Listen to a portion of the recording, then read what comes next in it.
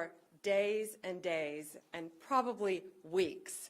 Early this morning, one of the top leaders of MS-13 was apprehended. He was the leader for the East Coast, one of the top 3 in the entire country, right here in Virginia, living half an hour outside of Washington, D.C.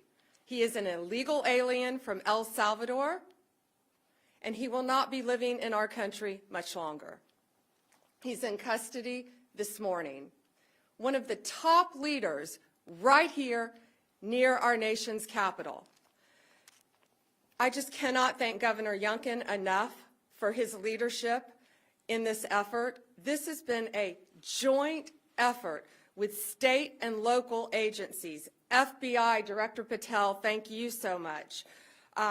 Terry Cole, Virginia Secretary of Public Safety, our U.S. Attorney, Eric Siebert, DHS Secretary Noem, of course, who is in El Salvador, the home country currently of our illegal alien.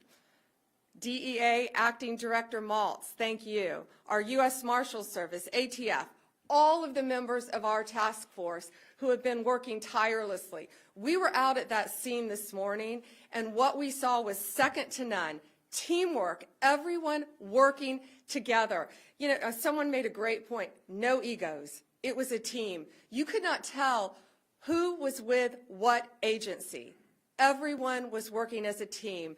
And the most important thing, all of our agents were safe this morning, all of our law enforcement officers, and the bad guy is in jail. That's what matters. That's what happened. America is safer today because of one of the top domestic terrorists in MS-13. He is off the streets. This has been an ongoing directive of President Trump. His directive to me when I became Attorney General of the United States was very simple. Keep America safe. Make America safe again. And that's what these men and women have been doing tirelessly every single day since Donald Trump took office. We want to make our streets safer. We want to make our schools safer. We want to make your neighborhood safer. This guy was living in a neighborhood right around you. No longer, thanks to the great men and women of law enforcement. This task force that we have created is remarkable, using incredible technology that we will not discuss to catch and apprehend these horrible, violent, worst of the worst criminals. MS-13, they are organized, they are violent, they are committing homicides throughout our country. They are one of the most dangerous gangs in our country, and we are going to fight until they are completely dismantled. What I want to do, I want to have other governors, other law enforcement officers come here to Virginia and see this amazing task force, Governor, that is led by our agencies and Governor Youngkin. And what's happening here in Virginia? Arrests have increased 468% from the same period last year. We didn't need new laws, as President Trump always said. We needed a new president. And we have great leadership standing behind him to fight to keep America safe and make America safe again. We will keep your community safe, and we will continue to do that. It is my honor to introduce to you your Governor, Glenn Youngkin. Thank you, and welcome to Virginia. What this task force over the course of the last 4 weeks represents is the model of federal resources, stately resources, and local resources coming together in order to eradicate the drug and terrorist networks that exist. And I use the word terrorist because the illegal drug gangs, MS-13, Tren de Aragua, they are international terrorist organizations. And they are resident right here. They're resident across the country. And it requires this kind of task force, this collaboration of Virginia resources, our great Virginia State Police led by Colonel Hanley, our Department of Corrections led by Judge Chad Dotson, along with our leadership at the administration level, led by Secretary Terry Cole and our Attorney General, Jason Miyares, to come together with tremendous resources from the federal government. And systematically, over the last 4 weeks, we have gone to work untangling, gone to work putting together the cases, and arresting these horrific criminals, these criminals that live in our neighborhoods. The arrest this morning was in Dale City in Prince William County, right here in Northern Virginia, one of the best areas in America. And it was one of the top leaders of MS-13 living here, an illegal immigrant, and that illegal immigrant's going to go back to where he came from.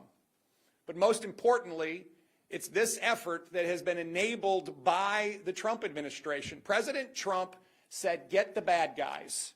I've been working on this literally for the first 3 years of our administration with little to no help from the senior leadership in the federal government and the Biden administration. On day one, we went to work signing a 287G memorandum. It took us 20 hours to get it done. I was able to deputize our state police and our Department of Correction members to go to work in this task force. I want to thank General Bondi. From the second she assumed her position, she was here with us. I want to thank Director Patel. From the second he assumed his position, he was here with us. Resources, capabilities. But I most importantly want to thank the men and women who every day put their lives on the line. These folks go to work with a bulletproof vest on, and they so rarely have anyone say thank you. And today, they deserve a huge thank you, but they deserve a thank you every single day. Over the last 4 weeks, 340 horrific criminals have been arrested here in Northern Virginia. And that allows me to make one last comment. Local jurisdictions that claim sanctuary city status are absolutely unacceptable. Look who's in your community. Look who's living around the corner from citizens that are going to work trying to build their lives in a place that's the best place in America to live and work and raise a family. And yet we have one of the top 3 operatives from the most dangerous gang in America and the world living around the corner, and you sanctuary cities want to give refuge to them. Listen, it's time for us to recognize that Virginia is not a sanctuary state. We are working to get the bad guys out of here. And if you are a local jurisdiction and not helping us and not cooperating with us, you are working against the safety of all of those men and women that call your jurisdiction home. This task force is a sustainable effort, not a one and done. And that is the most impactful part of it. We get to continue to work together to, yes, General Bondi, make America safe again and make Virginia the safest state in America. I just want to thank everyone for their tremendous efforts. And now I want to hand it over to the U.S. Attorney of Virginia's Eastern District, Eric Siebert. Thank you, Governor. On March 3rd, we officially launched the operations as part of this Homeland Security Task Force. And this is first of its kind in the nation. It's interagency, which makes it unique. And it combines federal, state, and local resources to identify and arrest the most violent gang offenders in the Eastern District of Virginia. So working with our partners of all 4 divisions in the Eastern District of Virginia, we have created an intelligence-based model. And that's the focus, is intelligence-based, that drives this moving forward. So we can focus our attention on the transnational organized groups, such as MS-13, that have long plagued our communities. So in less than a month, we have identified 575 targets. We've arrested 342 of those targets, many of them with illegal status.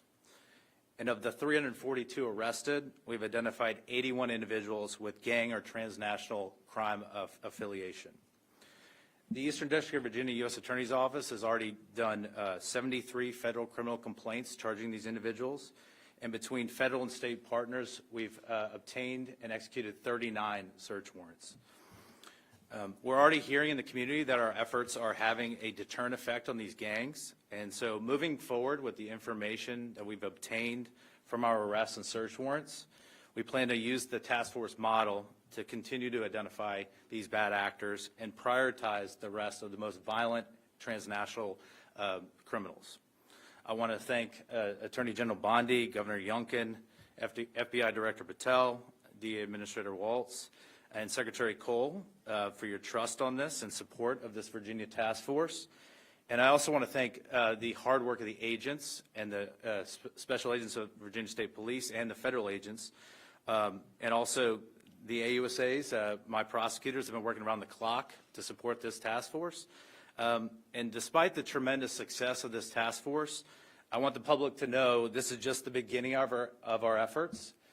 We have a sense of urgency on this, and we do not plan on stopping until every one of these violent gang members is off the streets.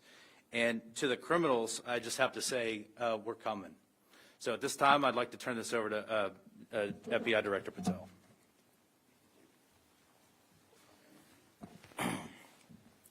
This is what happens when you let good cops be cops. And we're going to continue to let good cops be cops across this country. President Trump gave us the executive decision to go after and safeguard our communities. General Bondi is our warrior of justice leading that charge. Governor Youngkin, it's an honor to be a partner in this operation with you and U.S. Attorney Siebert. This is the mandate we have. Right now we have an American dying every 7 minutes from a drug overdose. That is a national security crisis we have not seen ever before.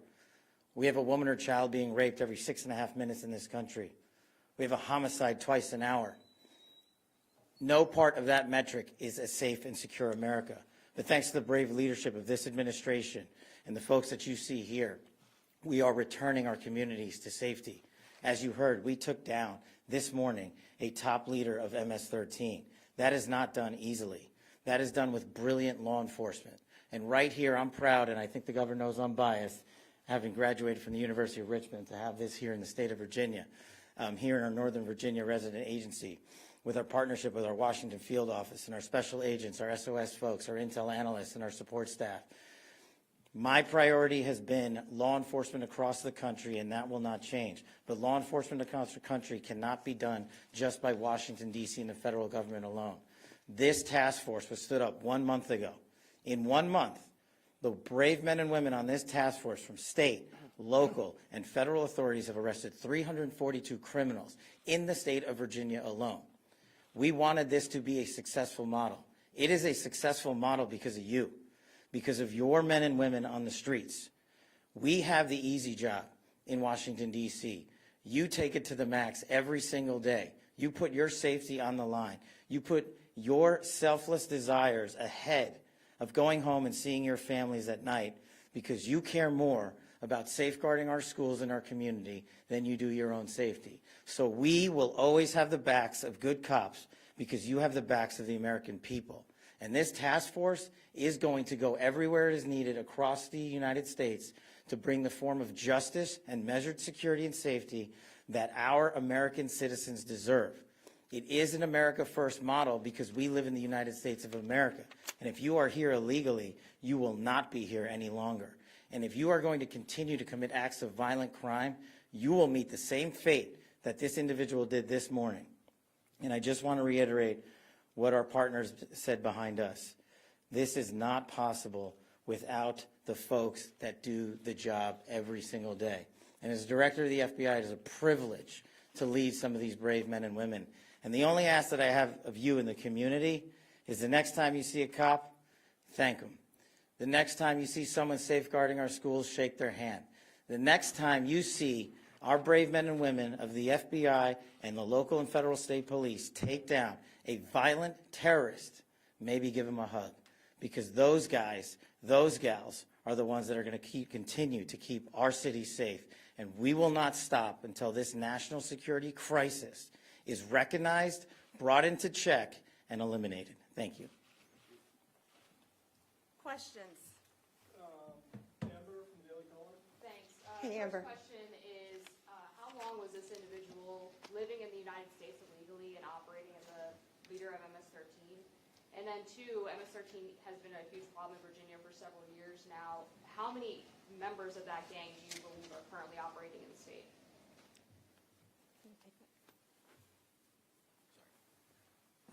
The bottom line is for far too long. And because of operational security, we won't get into too many of the details about this individual.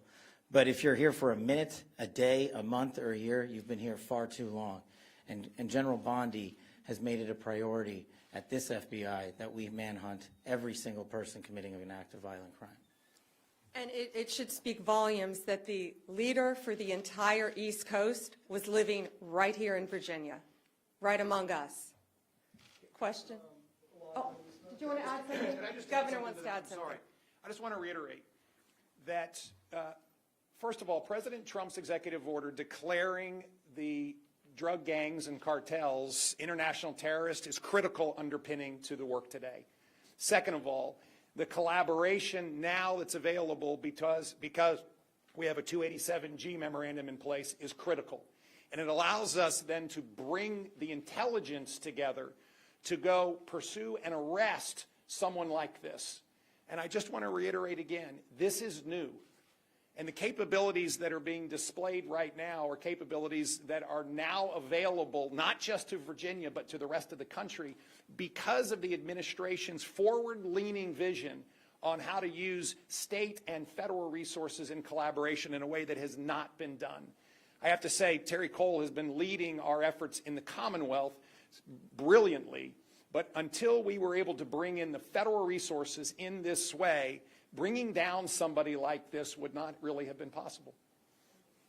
And Governor Youngkin and I, once again, are going to offer this to every governor in our country. Let's see who takes us up on this to keep their states safe. Questions? Hi. There's hundreds of these arrests happening so quickly. Have these individuals been identified under the Biden administration? Was there a paper trail of these people? Were they all identified and targeted with the Trump administration in place? And then I also wanted to hear from the governor, too, on Fairfax County. We had heard in recent years issues about the sanctuary policies there, people who are dangerous, illegal aliens, suspected, being set free into the communities and then committing other crimes. So I'm curious what we do from here. So first, many had been identified. They've been living here. Many had been identified.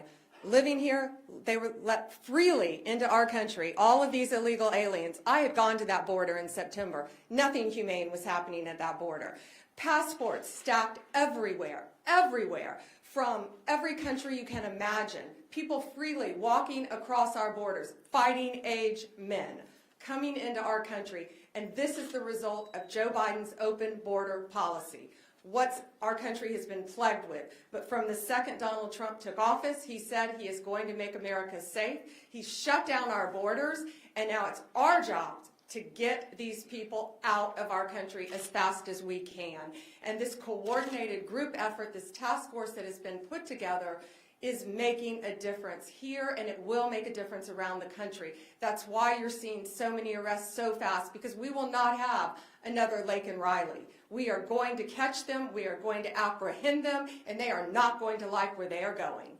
Governor Youngkin, did you want to answer the second part? Thank you very much.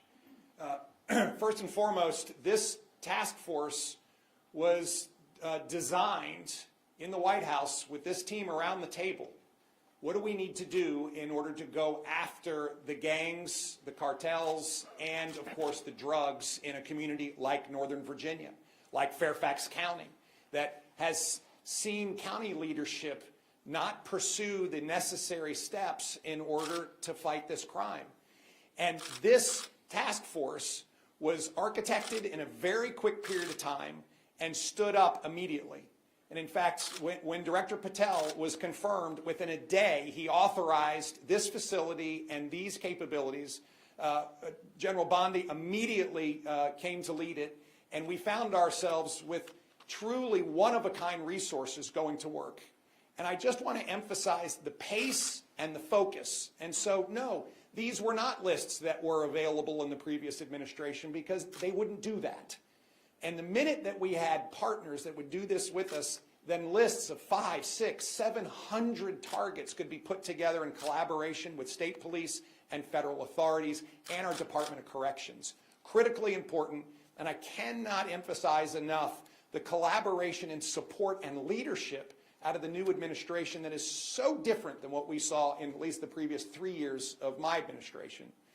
Finally, with regards to counties that are demonstrating resistance to cooperate with federal authorities and particularly with ICE. This is why I have put in a budget amendment in our budget that if they're not going to cooperate with ICE, then we will withhold funding. Now, I need a General Assembly to vote for this. And I need a bunch of Democrats to step up and say, hey, we believe in public safety and we're going to hold jurisdictions accountable. And with this budget amendment, we can then hold Fairfax County accountable. But I'm also asking for help from our federal partners to make sure that jurisdictions that are not cooperating with ICE, we can in fact step in. And that's why the 287G memorandum that we have signed with the federal government is so important.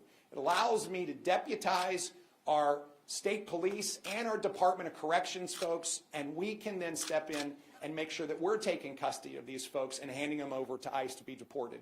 This is critically important. We're not backing off, and I do believe there's an invitation here. There's an invitation for everyone to come together and recognize that criminals, literally, one of the top operatives in MS-13 is in a community that would have never thought they were there.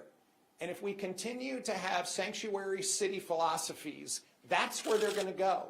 And I don't believe any community in Virginia wants someone like this living in their community. And that's why it's so important that we come together, put down all the politics, and work together in order to make America safe again. Thank you. One more I question. think we got time for one more. Pierre, ABC. General Bondi, good morning. I have one question on topic and one question off topic. Can someone speak? Of course you have to go off topic.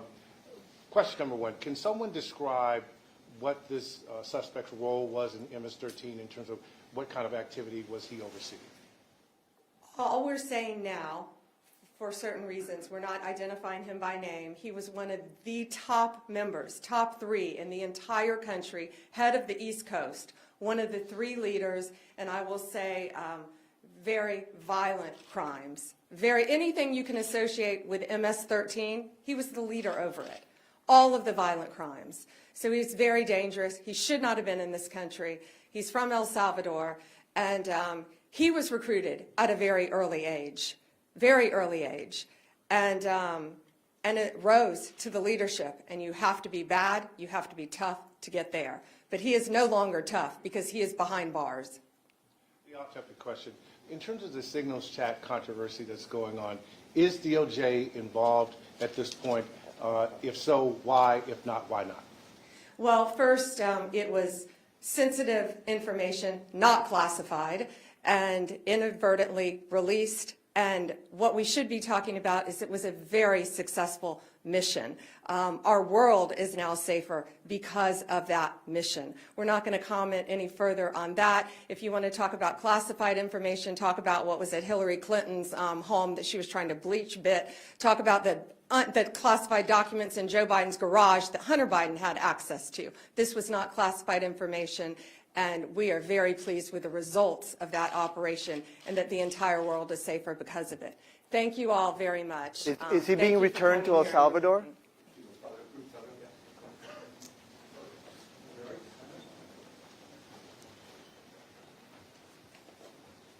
you know, is he being, I think she said he's not going to be here anymore, so that means he's being returned to El Salvador. He's not being charged here, right? Do you know? Okay, because I think that's what she said. Nice job. No, come on. Here we go.